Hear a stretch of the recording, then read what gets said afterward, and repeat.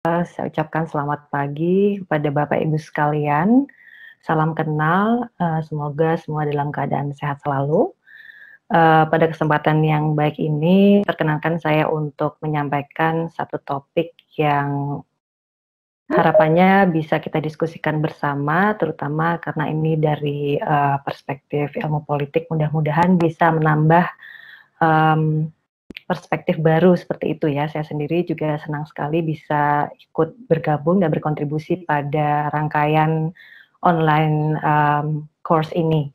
Jadi saya diminta untuk memberikan materi mengenai diskursus pembangunan berorientasi keberlanjutan, terutama kita juga ingin melihat bagaimana diskursus pembangunan global ini kemudian bersinggungan dan saling membentuk dengan diskursus perubahan iklim dan juga konservasi.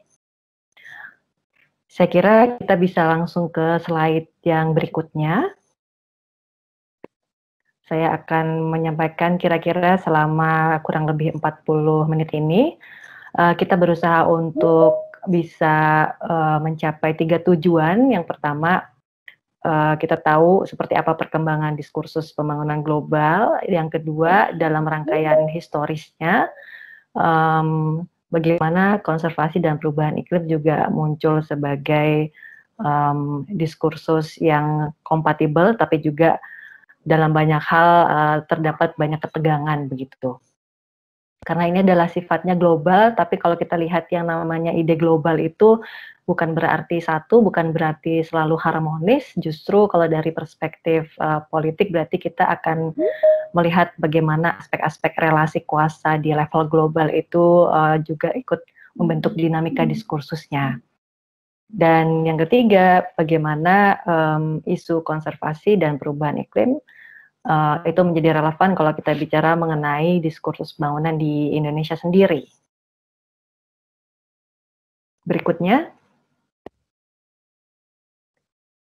Jadi untuk struktur materinya ada 4 building block yang nanti kita bisa perhatikan di situ. Yang pertama sedikit pengantar mengenai cara pandang yang digunakan untuk membahas topik ini. Lebih banyak saya mengajak kita semua untuk sama-sama mencermati aspek-aspek pembangunan ini dari perspektif diskursif.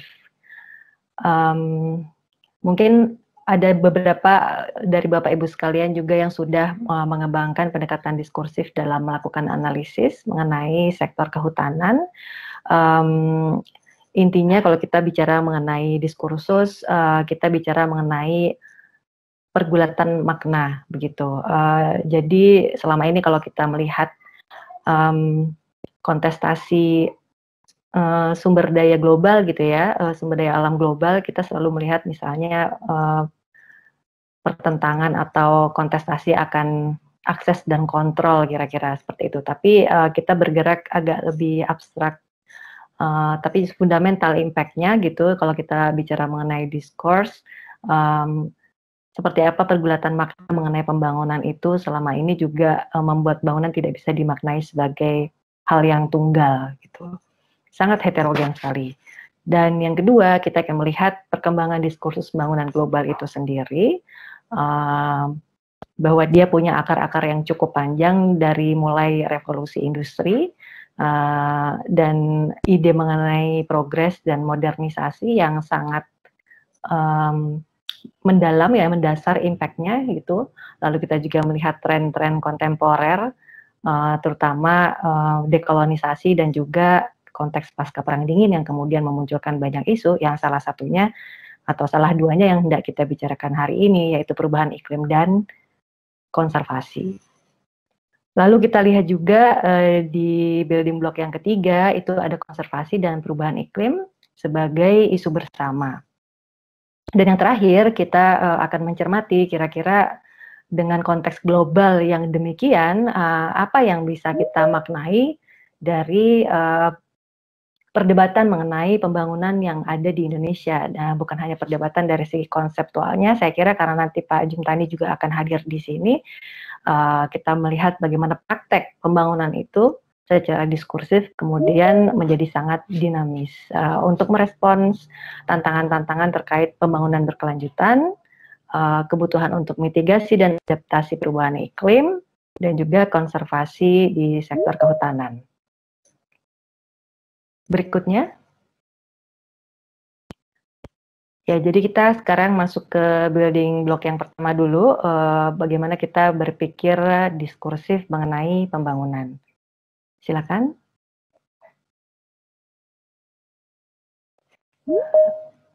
Mungkin sedikit pointer saja, ya, kalau kita bicara mengenai diskurs, yang menjadi titik tolak utama adalah bahwa pembangunan itu bukan hanya sesuatu yang kita lihat sebagai hal yang kebenaran itu mutlak gitu ya. Jadi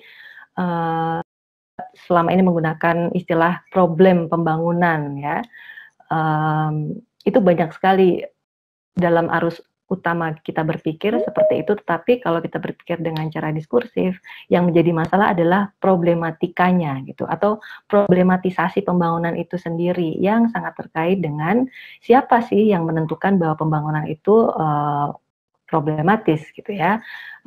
Kita bicara mengenai relasi antara kekuasaan dan pengetahuan. Jadi siapa yang memiliki pengetahuan, dialah yang berkuasa gitu ya. Karena pengetahuan itu bisa memiliki semacam kapasitas otoritatif untuk mengendalikan perilaku dari subjek yang memiliki kaitan dengan pengetahuan itu. Juga sama halnya ketika kita bicara mengenai pembangunan, kalau kita lihat siapa sebetulnya yang paling punya pengaruh terhadap dinamika pembangunan global adalah mereka yang punya kuasa pengetahuan. Mereka yang bisa mendokumentasikan secara seksama seperti apa yang disebut sebagai kebenaran ya, atau praktek yang benar.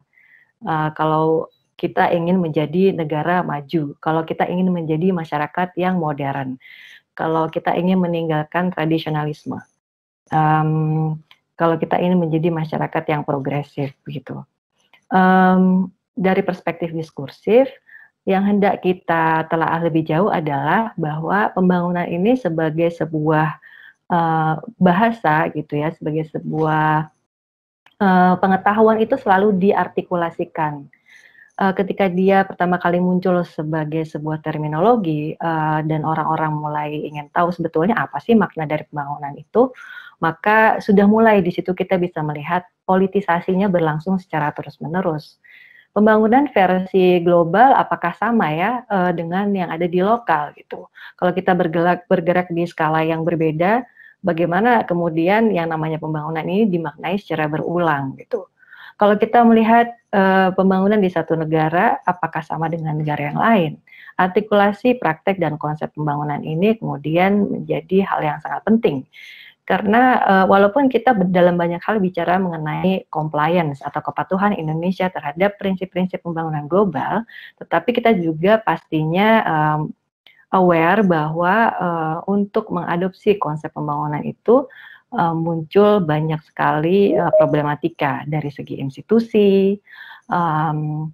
Kalau kita bicara struktur pemerintahan yang vertikal maupun horizontal, ya hubungan negara dan masyarakat, lalu hubungan di dalam institusi negara sendiri, lalu kita juga bicara mengenai aspek-aspek ekonomi politik, ya bagaimana pembangunan itu terkait dengan alokasi dan redistribusi akses dan kontrol terhadap sumber daya pembangunan, baik itu sumber daya alam, sumber daya manusia, teknologi, dan pengetahuan itu sendiri. Belum lagi kalau kita bicara dalam konteks socio-cultural, pembangunan perlu dimaknai secara spesifik karena ada aspek-aspek kelokasian gitu yang kemudian membuat pembangunan tidak bisa dimaknai secara monolitik. Lalu poin berikutnya adalah kita perlu lihat kalau bicara tentang pembangunan, siapa yang sedang berujar atau siapa yang sedang mempraktekkan pembangunan itu. Apakah kemudian praktek pembangunan atau konsep yang sedang dibicarakan itu adalah konsep yang memiliki legitimasi atau keabsahan, artinya diterima sebagai praktek yang benar, direkognisi, diakui, begitu. Sehingga setiap diskursus di sini membentuk posisi yang membuatnya masuk akal. Kalau kita ingin menjadi subjek dari pembangunan, kalau Indonesia ingin menjadi subjek dari pembangunan, tentu saja Indonesia perlu memiliki pengetahuan yang memadai mengenai apa itu pembangunan. Nah, persoalannya pengetahuan ini kita dapat dari mana, gitu. Apakah masyarakat Indonesia secara historis sudah punya konsepsi pembangunan, atau pengetahuan ini kita adopsi karena kita Indonesia punya interaksi di dalam proses-proses multilateral, bilateral, internasional, dan global begitu. Apakah kemudian kita hanya melihat pada peran-peran aktor negara? Karena diskursus dalam HI misalnya dimensi-dimensi transnasionalisme menjadi sangat kuat dengan instrumen pasar misalnya yang kemudian memosisikan aktor-aktor privat sebagai bagian yang penting dalam pelaksanaan agenda pembangunan di berbagai level gitu, dari mulai lokal, nasional, regional, sampai dengan internasional. Jadi siapapun kalau kita bicara mengenai subjek ini yang mengujarkan diskursus harus memosisikan diri layaknya sebagai subjek diskursus tersebut. Sudah ada semacam pakem, sudah ada semacam aturan main yang harus dijaga bersama, kira-kira seperti itu. Lalu yang ketiga masih juga terkait dengan aspek-aspek otoritatif dan juga legitimasi dari pembangunan. Kita perlu melihat setiap ujaran itu ujaran yang saya sampaikan di sini bukan hanya dalam artian verbal ya, tapi kita melihat praktek itu sebagai bentuk ujaran gitu. Praktek itu punya makna yang dikomunikasikan secara bersama-sama. Kadang-kadang diterima, kadang-kadang ditolak begitu. Nah, menjadi penting untuk melihat siapa yang sedang melakukan praktek ini. Apakah dia dianggap memiliki kapabilitas otoritatif, apakah dia dianggap juga memiliki legitimasi yang cukup untuk bicara mengenai pembangunan. Bahkan mungkin sesama kita di kalangan akademisi sendiri, kita sama-sama ngomong soal pembangunan, tetapi kalau yang bicara saya dari ilmu politik dan yang bicara teman-teman dari Fakultas Kehutanan, itu bisa jadi punya nuansa yang berbeda. Bagaimana nuansa ini kemudian berrelasi satu sama lain. Saya kira di situ kemudian menjadi penting untuk melihat aspek-aspek kuasa atas pengetahuan. Baik, kita bisa lanjut. Nah, sebagai kerangka analisis, paling tidak kita bicara mengenai 3 hal untuk memahami aspek-aspek diskursif dari pembangunan dan juga nanti perubahan iklim dan konservasi, bahwa pergerakan pembangunan sebagai sebuah diskursus itu selalu syarat kontestasi gitu. Jadi kalau dari perspektif ilmu politik tidak ada hal yang semuanya itu harmonis gitu. Justru tatanan masyarakat yang ada itu sekarang dibentuk karena adanya kontestasi, dan kontestasi yang dimaksud secara spesifik di sini adalah kontestasi terhadap pemaknaan yang kemudian muncul dan menandai bagaimana institusi negara bekerja, bagaimana hubungan antara misalnya pusat dan daerah bekerja, bagaimana hubungan antara negara dengan masyarakat sipil bekerja, bagaimana hubungan antara Indonesia dengan lembaga-lembaga pembangunan internasional juga bekerja gitu. Nah, yang kedua, kita bicara mengenai negasi. Negasi itu artinya kalau kita hendak menekankan makna pembangunan, kita pasti ada hal yang dieksklusi atau hal yang ditentang atau hal yang hendak dilawan atau hal yang hendak dinegasikan. Pembangunan itu lawannya apa gitu ya. Pembangunan itu ingin menciptakan sebuah dunia yang bebas dari apa. Pembangunan itu hendak menciptakan alternatif terhadap situasi seperti apa atau tatanan yang ada seperti apa. Jadi apa sih yang hendak ditolak oleh diskursus pembangunan ini? Itu saya kira penting untuk melihat sejauh mana ketegangan-ketegangan ini kemudian akan muncul. Yang ketiga, kita akan bicara mengenai hegemoni. Jadi kalau dalam konteks kontestasi makna, hegemoni ini menjadi penting karena hegemoni ini kita pahami sebagai kepemimpinan. Kalau dalam teori-teori politik dan kita memahami kekuasaan, ada banyak cara ya memahami kekuasaan itu. Kekuasaan ada ketika seseorang misalnya bisa memaksakan kehendaknya untuk diterima dan dilakukan oleh orang lain, tetapi konsep hegemon ini melihat bahwa aspek-aspek kekuasaan itu bekerja bukan dengan cara-cara yang koersif, bukan dengan cara-cara memaksa, tetapi dengan cara di mana orang memiliki kesadaran untuk mendisiplinkan dirinya sendiri, mengadopsi dan internalisasi norma, institusi dan praktek yang berjalan gitu sebagai bagian dari normalisasi dalam kehidupan sehari-hari. Jadi proses-proses yang terkait dengan keseharian itu menjadi sangat penting. Everyday politics kira-kira seperti itu. Jadi kalau kita melihat hegemoni, yang kita lihat itu bukan ya aspek-aspek koersif, tetapi konsen. Saya kira di situ nanti menariknya. Berikutnya.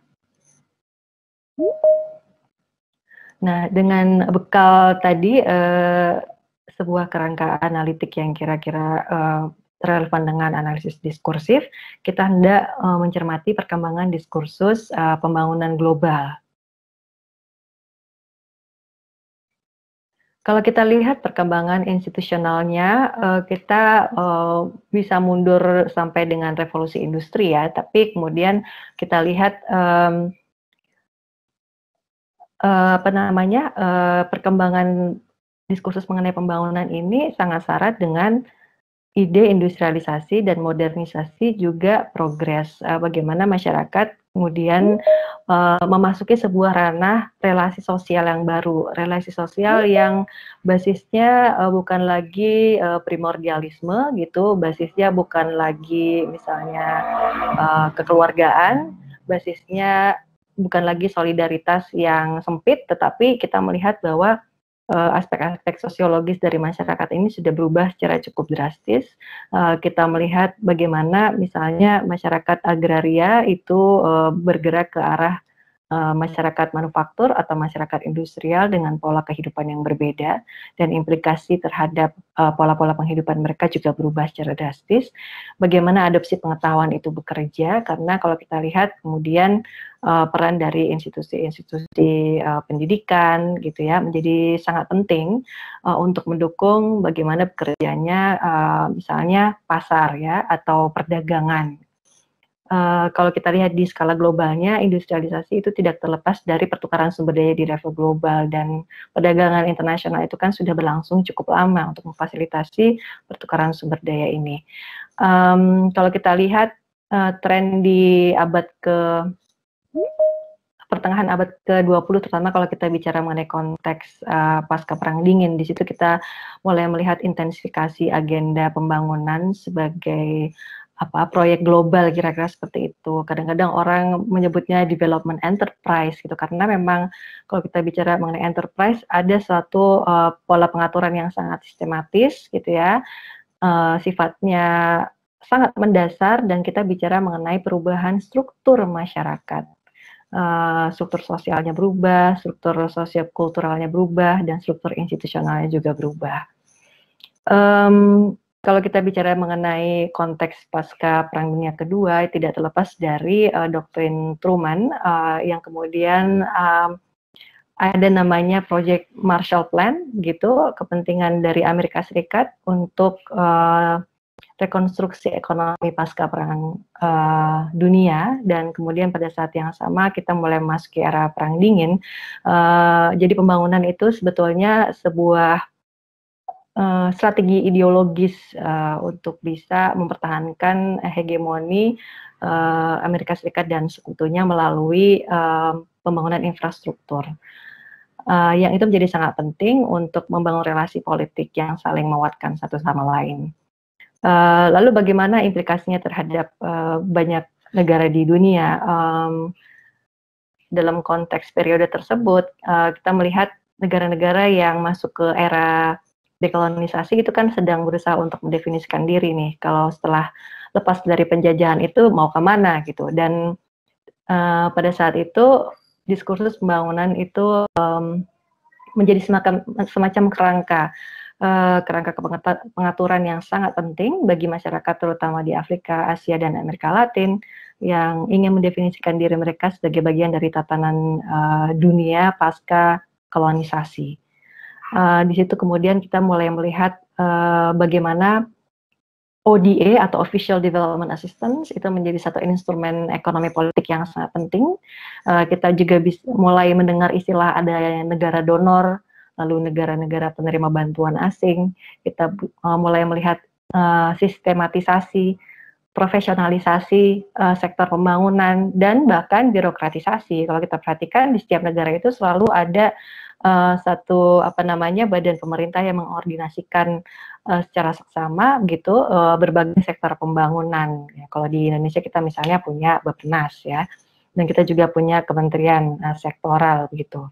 Yang semuanya punya tugas masing-masing gitu untuk sebagai bagian dari praktek pembangunan ini, sebagai bagian dari praktek diskursif pembangunan ini.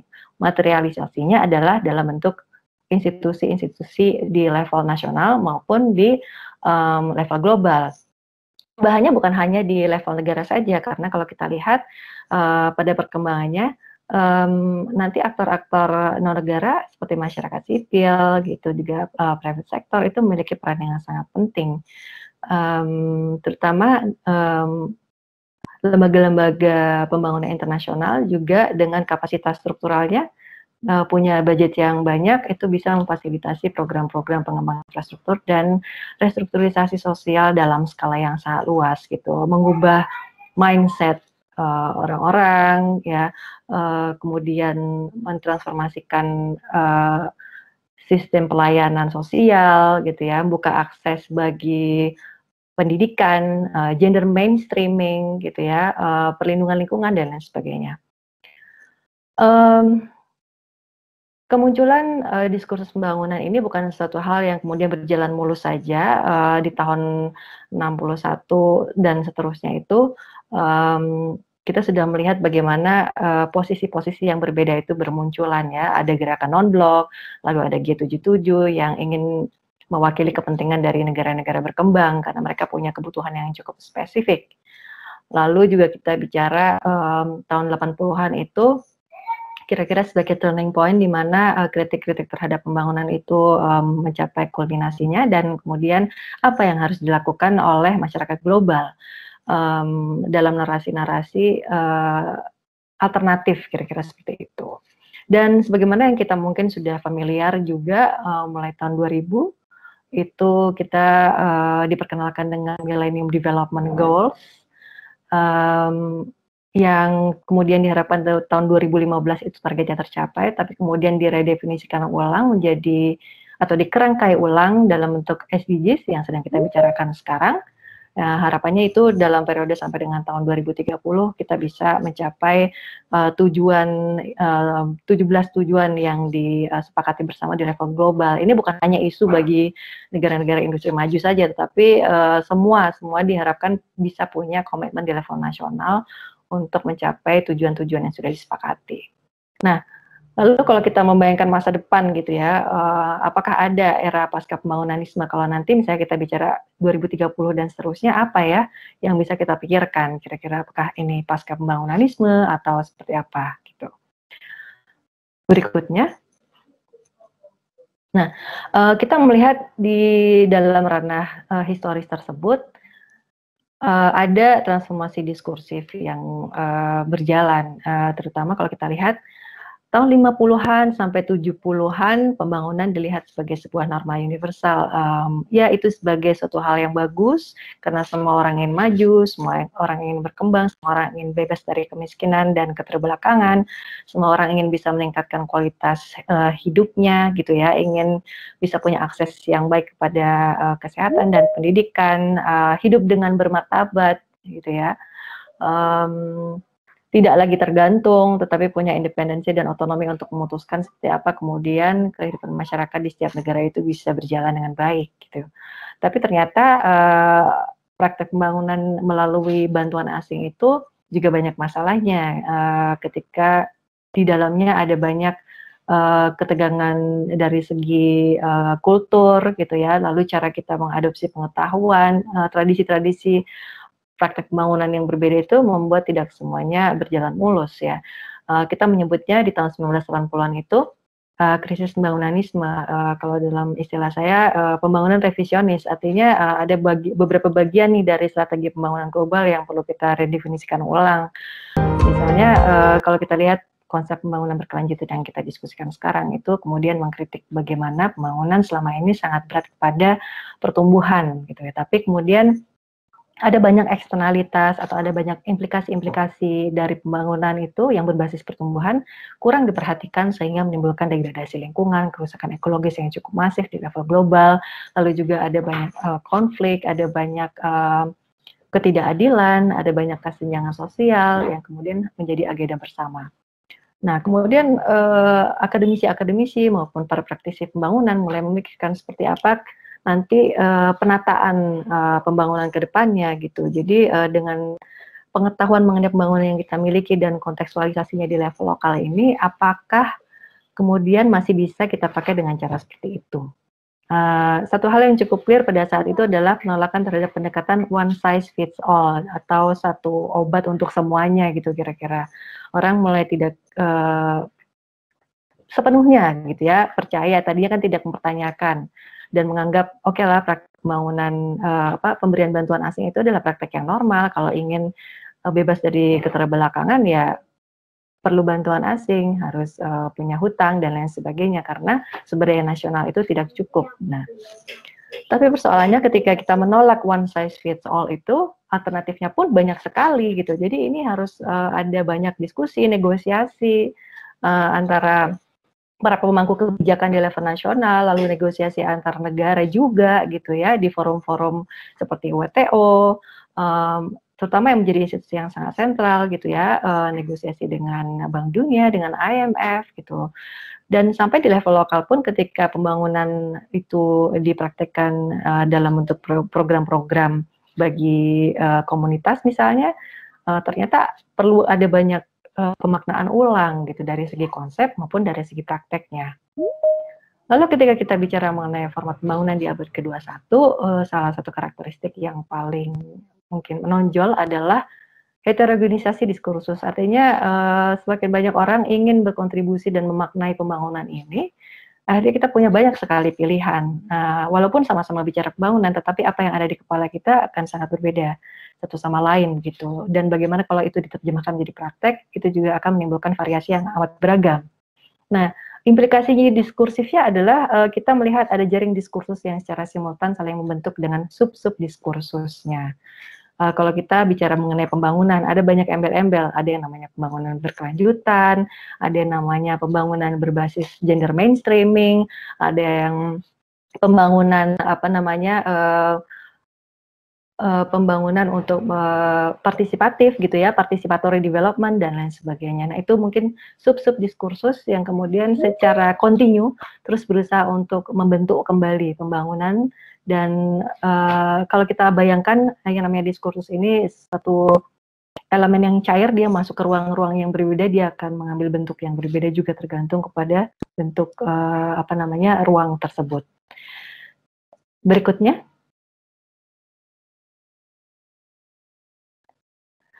Nah, kita lihat di sini untuk perjalanan historis diskursus pembangunan berkelanjutan, kita mulai setidaknya dari tahun 1972 di KTT Bumi yang pertama, lalu juga sedikit melihat intersection-nya dengan ide konservasi bahwa tahun 80 itu Sustainable Development ditempatkan sebagai bagian dari World Conservation Strategy, artinya sudah ada persinggungan yang otoritatif ya di level global.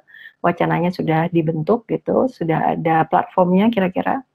Lalu tahun 87 ada penegasan bahwa bumi itu benar-benar rapuh gitu, bumi itu benar-benar rapuh, kita harus mempertimbangkan bagaimana pola-pola kehidupan masyarakat generasi sekarang ini akan dengan signifikan memengaruhi pola-pola kehidupan generasi mendatang dan bagaimana kita harus berbagi resources dengan antar generasi ini.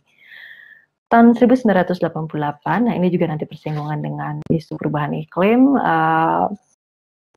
otorisasi pengetahuan yang dimiliki oleh para ahli-ahli di seputar perubahan iklim itu mengalami konsolidasi dalam pembentukan Intergovernmental Panel on Climate Change yang kemudian dalam perkembangannya hingga saat ini menjadi lembaga atau komunitas epistemik terbesar yang memiliki legitimasi dan otorisasi di level global. Jadi kalau kita bicara mengenai relasi kuasa dan pengetahuan, kita bisa memahami bahwa IPCC ini memiliki posisi yang sangat signifikan secara politis gitu, dan kita juga bisa melihat siapa saja yang ada di dalamnya pastinya adalah saintis-saintis yang memiliki reputasi yang diakui di level global seperti itu.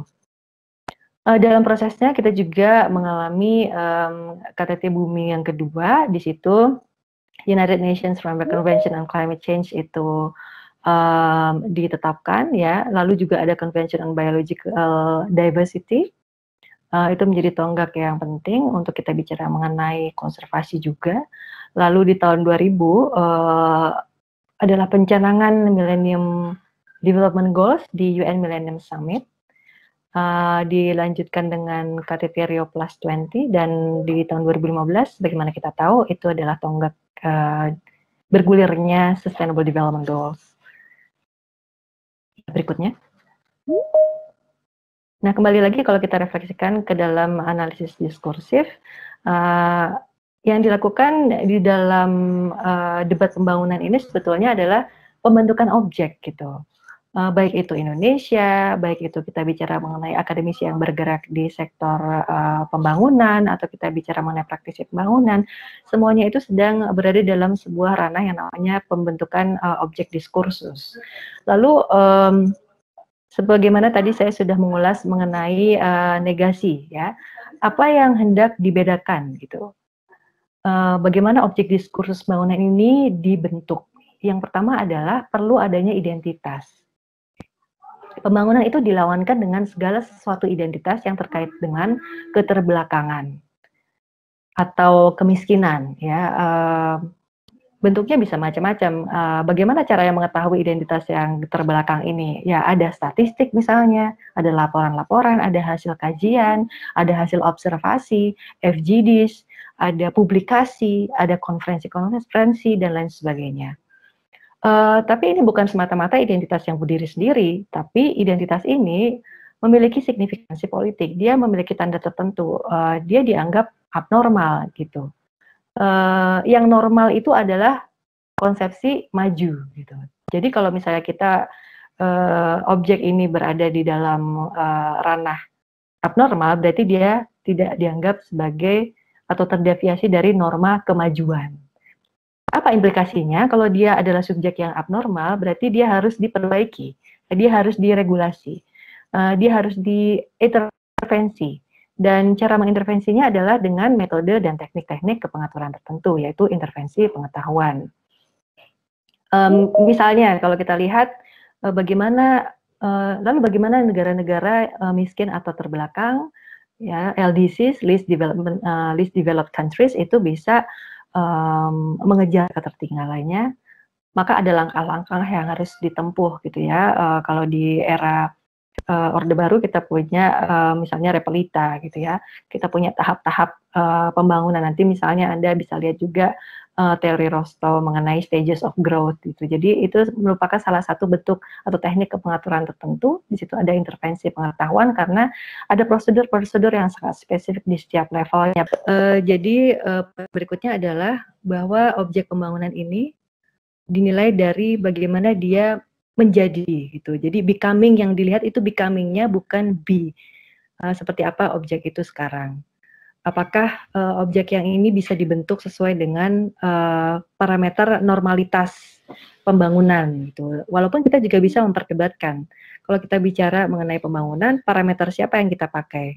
Apakah parameter negara-negara maju atau Indonesia mestinya punya konsepsi pembangunan sendiri yang cukup otonom dari intervensi luar begitu misalnya. Kita bicara mengenai strategi pembangunan nasional. Ketika kita bicara mengenai strategi pembangunan nasional, tentu saja ada sejumlah aspek yang ingin kita negasikan gitu. Kalau tidak, bukan nasional lagi. Karena ada nilai-nilai keindonesiaan misalnya yang hendak kita tekankan di situ. Lalu poin berikutnya adalah bagaimana kemudian kompetensi atau legitimasi untuk melaksanakan pembangunan itu tidak merata adanya di semua orang atau semua subjek pembangunan, tetapi ada di tangan expert gitu. Jadi kalau kita bicara istilahnya enunciative modalities, siapa yang berhak untuk bicara tentang pembangunan, siapa yang punya kompetensi. Nah, kita bisa melihat bagaimana praktek pembangunan itu dari masa ke masa mengalami profesionalisasi. yang sudah saya singgung di awal tadi. Baik, kita teruskan.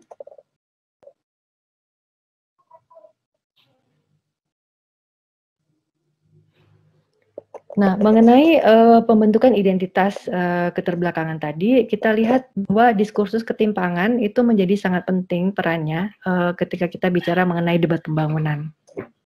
Tujuan pembangunan adalah untuk mengatasi kesenjangan antar negara. Jadi jarak antara maju dan terbelakang ini kemudian menjadi titik tolak bagi semua strategi-strategi politik, mobilisasi sumber daya di level internasional, lalu bagaimana restrukturisasi kelembagaan negara sebagai aktor yang memiliki otoritas di dalam proses pengambilan keputusan dan kebijakan. Lalu kalau kita bicara ketimpangan tidak terlepas dari adanya kategori biner ya, kita selalu menempatkan misalnya pembangunan dari konteks utara dan selatan. Isu-isu di utara itu akan sangat berbeda dengan selatan. Di utara mungkin sudah ada akumulasi kapital yang begitu besar, lalu bagaimana kemudian hal ini bisa direproduksi dalam relasi antara negara-negara industri maju dengan negara-negara di selatan gitu. Barat dan timur juga demikian adanya. Kita juga mungkin pernah mendengar istilah dunia pertama, dunia kedua, dan dunia ketiga. Nah, kalau misalnya Anda cek di salah satu bahan bacaan yang saya bagikan itu, ada pembangunan yang menggunakan P besar dan pembangunan dengan P kecil, atau di bahan bacaan itu D besar dan D kecil, development ya. Pembangunan dengan P besar itu lebih banyak berorientasi pada proses-proses yang sifatnya top down. Kita bicara mengenai misalnya bantuan pembangunan internasional, mobilisasi ekspertis, transfer pengetahuan, infrastruktur, dan lain sebagainya. Tapi kalau pembangunan dengan P kecil itu lebih berorientasi pada restrukturisasi hubungan antara negara dan masyarakat.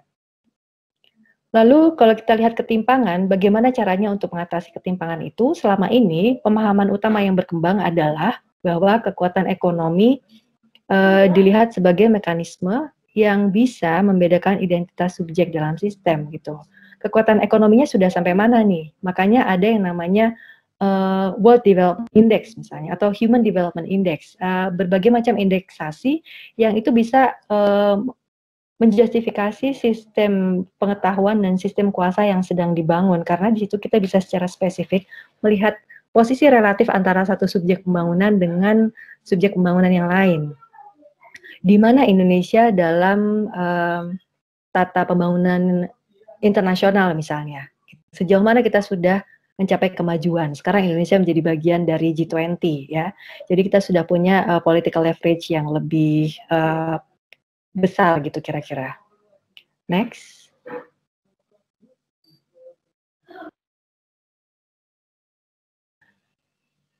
Oke, sekarang kita masuk ke building block yang ketiga, tentang konservasi dan isu perubahan iklim sebagai isu bersama. Berikutnya. Jadi kalau kita lihat jejak konservasi ini secara historis sebagai proyek global itu paling tidak bisa kita lihat dari konsepsi the stand against extinction. Jadi apa sebetulnya yang sedang hendak dilawan oleh proyek-proyek atau program-program konservasi ini adalah kepunahan. Sebetulnya kita menjadi sangat rentan terhadap kepunahan spesies gitu. Nanti mungkin teman-teman di Fakultas Kehutanan lebih tahu ya, karena sudah melakukan riset-riset saintifik terhadap hal ini. Di abad ke-17 setidaknya isu ini menjadi sangat penting ketika melihat bagaimana ekses-ekses industrialisasi terhadap lingkungan gitu, juga perubahan gaya hidup masyarakat industrial sejak abad ke-17 gitu. Yang sangat intens dalam mengekstraksi sumber daya ekologis dalam berbagai bentuknya. Bukan hanya untuk kebutuhan subsisten masyarakat, tetapi kita juga bicara mengenai pemenuhan wants gitu, pemenuhan ini bukan soal kebutuhan saja, tetapi keinginan. Jadi pemenuhan keinginan inilah yang kemudian menjadi ruang yang seolah tidak terbatas gitu ya, yang dalam kritik pembangunan berkelanjutan itu kita sedang melihat bumi ini sebagai finite resources, ada keterbatasannya, kita punya carrying capacity gitu. Lalu konservasi juga muncul dalam program-program yang spiritualisasi dan menyimbolisasi berbagai macam targetnya. Misalnya kita bicara mulai akhir abad ke-19, globalisasi taman nasional gitu. Mulai dari Eropa, terus Amerika, sampai dengan wilayah-wilayah non-Eropa, saya kira ini menjadi salah satu bentuk atau simbol dari praktek konservasi dan bagaimana konservasi diartikulasikan secara global. Tidak lupa kalau kita bicara tren di level global tadi yang sudah sambil diulas di slide-slide sebelumnya, biological diversity, keanekaragaman hayati itu menjadi satu teks yang sangat penting sebagai bagian dari diskursus di tahun 1980-an. Dan bagaimana kemudian proses ini saling berjalinan dengan proses-proses saintifikasi dan teknokratisasi. Kita mulai bicara mengenai keilmuan yang lebih sistematis gitu ya, bagaimana kita mempelajari keanekaragaman hayati gitu, apa saja yang harus kita lestarikan, apa saja yang harus kita konservasikan, bagaimana itu diterapkan di dalam sebuah ruang tata kelola pemerintahan, misalnya pembatasan terhadap ruang-ruang ekstraktif gitu ya. Jadi walaupun kita semua setuju bahwa pembangunan itu dan pertumbuhan itu masih penting, tapi harus tetap ada ruang-ruangan yang dijaga sekian persen untuk wilayah konservasi dan lain sebagainya.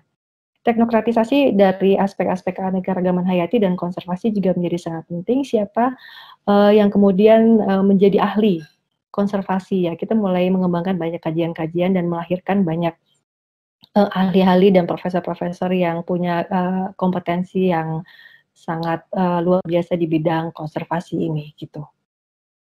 Berikutnya. Nah, dalam perkembangannya diskursus konservasi ini kemudian diperdebatkan lebih lanjut ya. Ada yang melihat bahwa ini soal pertentangan antara alam yang perawan begitu dengan kondisi di mana kita bicara last wilderness gitu, karena sejumlah spesies itu sudah punah gitu, kita tidak bisa lihat lagi kemudian spesies tertentu ya. Saya kira di daftar IUCN itu kemudian menjadi bisa kita lihat ya mana daftar-daftar spesiesnya gitu. Lalu institusionalis, yang paradigma institusionalis lebih memfokuskan pada standarisasi di level nasional gitu, lalu juga bagaimana peran dari masyarakat sipil, kelompok-kelompok penekan ya, NGO, protes-protes terhadap ekstraksi sumber daya yang terlalu intensif, itu kemudian mengaruhi posisi negara dalam menerapkan kebijakan-kebijakan konservasinya gitu. Mana yang boleh dieksploitasi, mana yang tidak boleh dieksploitasi. Lalu juga perspektif institusionalis cenderung menekankan kepada pertukaran sumber daya internasional. Mungkin pengetahuan mengenai konservasi modern itu banyak sekali dipengaruhi oleh keilmuan di Barat gitu, walaupun kita sendiri di Indonesia sudah banyak sekali wacana mengenai local wisdom atau kearifan lokal, tapi kemudian kita melihat kearifan lokal dalam konteks yang tidak monolitik, kearifan lokal yang sudah berinteraksi dengan banyak diskursus di level global mengenai konservasi. Yang ketiga, progresif, di mana di sini kita melihat konteks hegemoni dari negara-negara yang sudah menerapkan kebijakan konservasi cukup lama gitu ya. Istilahnya kalau menurut Gizibel dan kawan-kawan adalah democratic wilderness.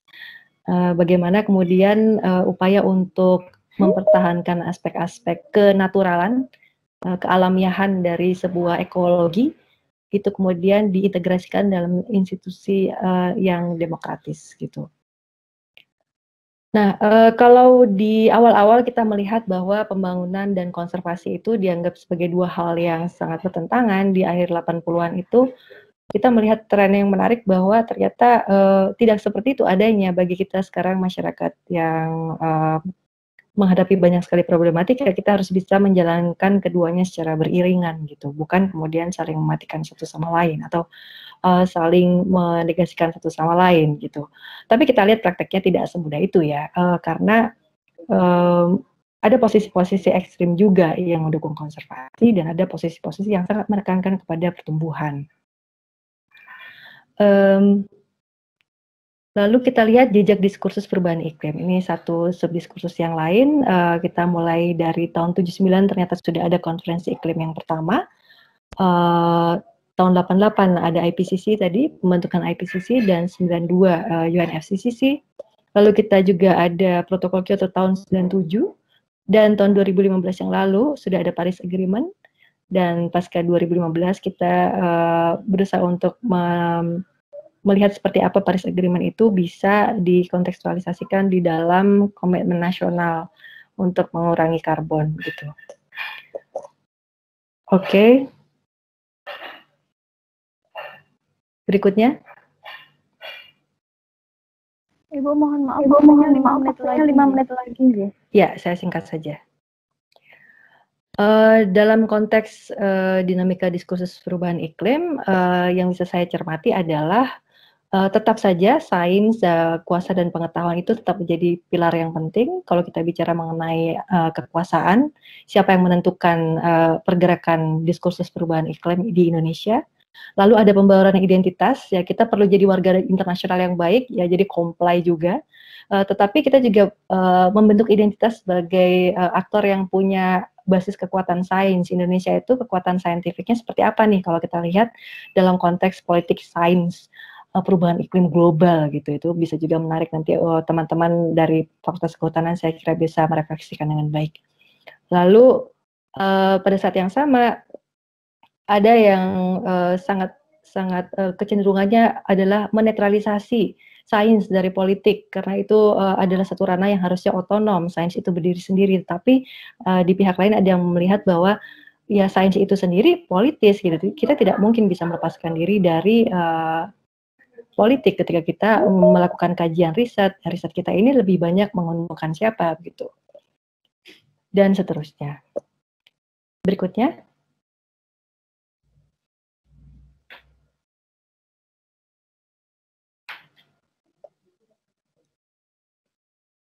Kita lanjut ke slide berikutnya.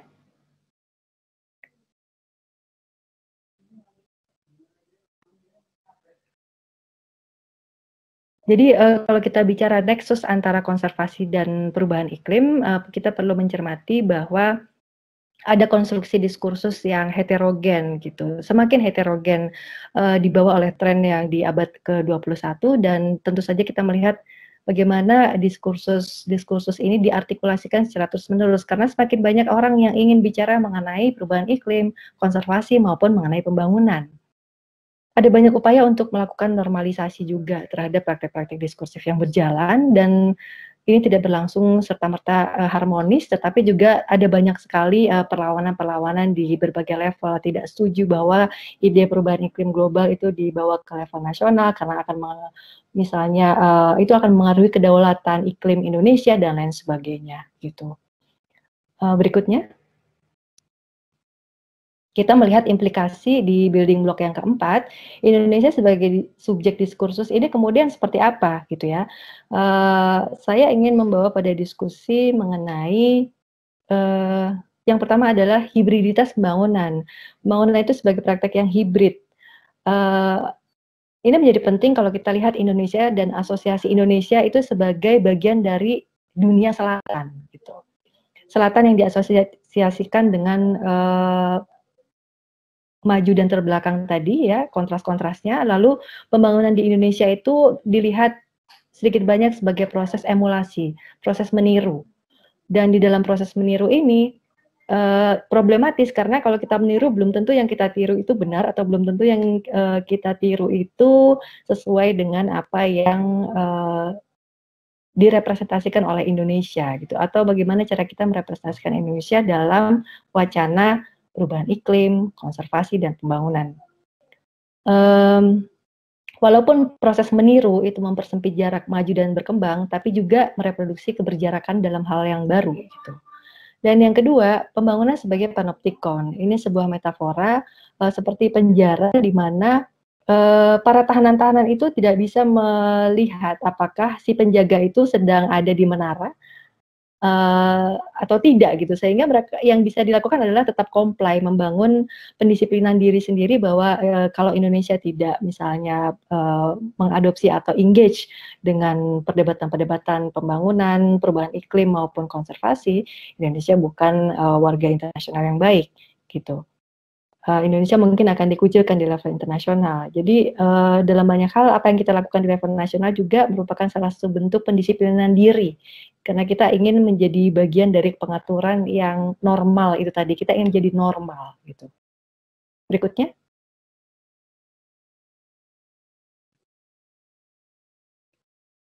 Pembangunan sebagai empty signifier, artinya Indonesia ketika engage dengan wacana-wacana tadi, itu sedang memasuki sebuah ruangan yang tidak absolut, walaupun sudah ada konsep misalnya perubahan iklim di level global harus ditangani dengan seperti apa, mitigasi dan adaptasi, tetapi apakah maknanya itu benar-benar penuh? Maknanya itu selalu memiliki celah gitu.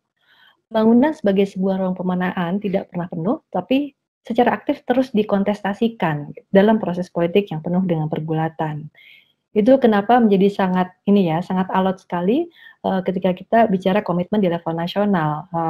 Indonesia walaupun bukan masuk dalam Annex 1, tetapi juga kita punya banyak beban gitu ya, karena emisi kita dianggap sudah berkontribusi secara signifikan di level global gitu. Lalu pemaknaan pembangunan itu mensyaratkan adanya makna tertentu yang ditempatkan sebagai elemen yang konstitutif. Pergulatan makna juga adalah pergulatan atas hegemoni. Jadi kita sedang membangun kepemimpinan di level global, tapi kepemimpinan kita ini bukan dibangun dengan cara-cara yang koersif, tetapi kita sedang membangun sebuah kerangka yang berbasis pada consent gitu ya, pada pengadopsian atau internalisasi norma-norma pembangunan yang dalam ruang tertentu kita adopsi gitu ya, dalam ruangan yang lain kita tentang gitu. Jadi prosesnya menjadi sangat dinamis. Saya kira dari saya mungkin seperti itu sedikit overview-nya. Mudah-mudahan kita bisa nanti diskusikan lebih lanjut.